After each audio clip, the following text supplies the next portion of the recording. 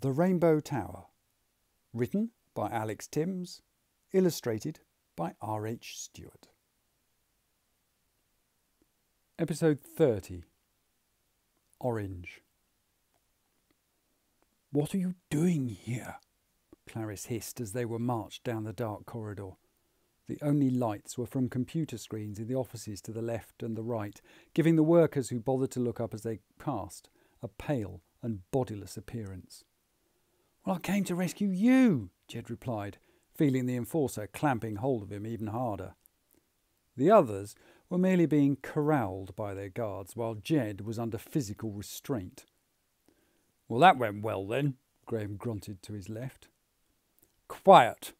It was Swenson, his voice echoing slightly.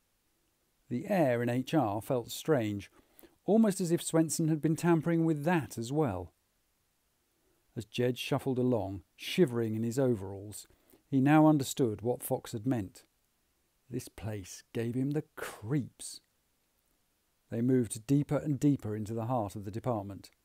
Jed had the feeling that if he didn't do something soon, there would be no way out. "Swenson, listen to me," he said loudly, his voice at odds with the strangely hushed surroundings. "I've found a way out. For all of us. Everyone in the tower can live. You just need to act now." "If you're trying to appeal to his better nature," said a voice from just behind. It was Katie. "He doesn't have one." Her voice dripped acid, sounding almost as corrosive as the mucus still covering Jed. "I said be quiet," Swenson replied, without looking round. "Swenson, you can save everyone," Jed persisted. "Wouldn't you like to be remembered for that? I only have to say the word, and Fox..." As Swenson rounded on him, Jed was sure he felt the enforcer holding him twitch. "I am Director Swenson, and I told you to be quiet!" Swenson shouted the last word right into Jed's face. The shadows carved hard lines into the man's skin, making him look demonic. Jed knew they had to escape, and now. "Fox," he said quietly. The enforcer twitched. "I said," Swenson repeated, his face twisting into a mask of hate. "Fox," Jed repeated. The enforcer moved again. "Why, you..." Swenson raised his hand. "Fox!" Jed yelled, and at the same time as the enforcer lurched, he pulled himself free. The enforcer lunged for Jed, but he was too slow.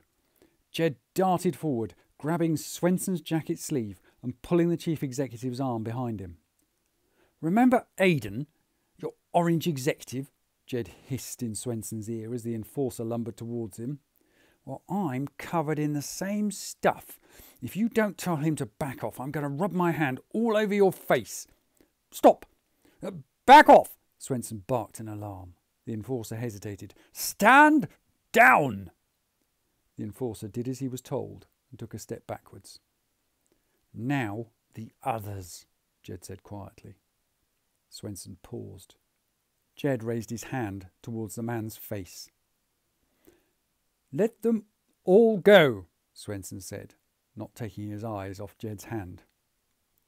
The chief executive tried to keep his voice calm and authoritative, but Jed could hear the tremor in it and was close enough to see the sweat beading on the man's brow. "Graham," Jed said, watching Swenson like a hawk. "The enforcer who held me. Take off his hood." "What?" "Don't argue, just do it," Jed said in exasperation. Graham complied. "Turn to the light," Jed asked the big man. He didn't move, so Jed nudged Swenson. "Do as he says." The enforcer turned, and Jed stole a quick glance at him. Despite the man's milky white eyes, Jed knew his face immediately. "Fergus," he said. "Fergus, you don't have to do this." At the sound of his own name, the man still remained impassive. Jed frowned. "You won't break his conditioning if that's what you're up to," Swenson said, some of the old confidence returning to his voice.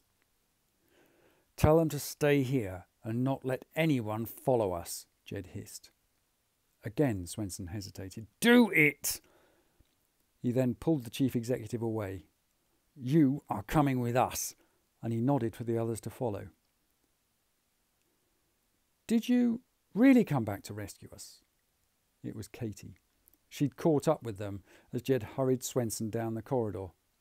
Clarice and Graham followed behind, leaving the enforcers standing in the dim pool of light where they'd left them. Jed hesitated. Well, I needed him as well, he replied, indicating Swenson. It seemed a good idea to do both at the same time. Oh, quite the hero, isn't he? Swenson said in a snide voice. My turn to tell you to shut up, Jed said, pushing Swenson on. The chief executive cringed every time Jed shoved him, but as Jed always touched the man's clothes, he was unharmed, for the moment. Where are we going? Katie asked, as they moved swiftly down the corridor. Down, Jed replied. Down, but there's hundreds, possibly thousands of people trapped in Green. If we don't find a way to let them through soon, they'll all die. You really do want to save everyone, don't you? She said, narrowing her eyes as she looked at him. We told you, Graham piped up. Jed noticed a change in his voice. For once, this wasn't issued as a criticism.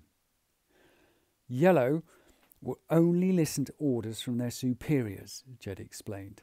And what could be more superior than a visit from their chief executive? We're taking him to Green? Graham said, incredulous. His old tone was back. How? Clarice asked. We have to find the stairs, Jed said. Stairs? They all replied. Even Swenson looked surprised, though he still kept a wary eye on the mucus-covered hand in front of his face. You mean I didn't need to climb down the recycling chutes? Katie asked. I could have walked down here. No, not to Orange. You would have needed to use the chutes to go over the border from Red, Jed explained. The stairs don't go down from colour to colour, but they will take us as far as the concrete boundary with Yellow. You came from Red? Swenson asked. Yes, the girl replied, glaring at the chief executive. I haven't introduced myself, have I? I'm the Red you didn't manage to kill. What do you mean? Jed asked, having to work very hard not to look away from Swenson and try to concentrate on the gloomy corridors all in one. This evil, twisted monster killed everyone in Red, Katie went on. He lured them to a supposed celebration dinner and murdered them all. But why? Jed asked. Tell him, Katie said. Swenson sighed as if he really didn't have time for this. Oh, you wouldn't understand. Graham and Clarice rounded on the man, their faces grim in the pale light, the whole group coming to a halt. Oh, all right, Swenson said irritably. I removed the icing and promoted the marzipan layer. You mean you killed Red and replaced them with Orange? Clarice asked. Jed now realised why the Red offices were all empty and the Orange ones were all moving. But I still can't see what for, Jed said. Control, Graham said quietly. This way, he ensured absolute obedience from Orange. No one will question him because either they are delighted to now be at the top or terrified he'll do the same to them. Oh, very good, Swenson said quietly. Remind me to dispose of you first when this little charade is over. Graham went for Swenson. Don't, Jed snapped. We need him. Graham glared at them both. Come on, it's this way. Jed tried to sound confident, but he wasn't entirely sure he was right. This new corridor felt darker, its air thicker than before. Jed shuddered without knowing why. Beside him, Swenson seemed more upbeat. There was a spring in his step, quite at odds with everyone else who trudged onwards. The corridor ended at the entrance to a gloomy chamber. I don't like this, Katie said. This doesn't feel right. Jed looked to see bone formations all over the opposite wall. They twisted and turned in unnatural ways, and Jed was certain something was watching them from inside. The stairs should be hidden, just the other side of this room. They all moved on, keeping as far away from the bone wall as they could. As they walked, Jed found himself stepping over nutrient lines, running over the floor, and, as he glanced along their length, he noticed they ran to something half buried in the bone. It was a human torso, the chest and arms of someone spread against the wall as if a living crucifixion. Swenson followed Jed's glance and smiled with satisfaction. "Ah, young man," he said smoothly. "Let me introduce you. I don't think you've met your father." Thank you very much for listening to The Rainbow Tower. To see more of R H Stewart's excellent artwork, you'll find him on Instagram at roy.hootson.stewart. For Alex Tymms, why not try the novel OutCaste at ao3.com? Or, for something completely different, check out the Amier series on YouTube or at amier.com, also by Alex Tymms. The Rainbow Tower. Text copyright Alex Tymms. Illustrations copyright R H Stewart.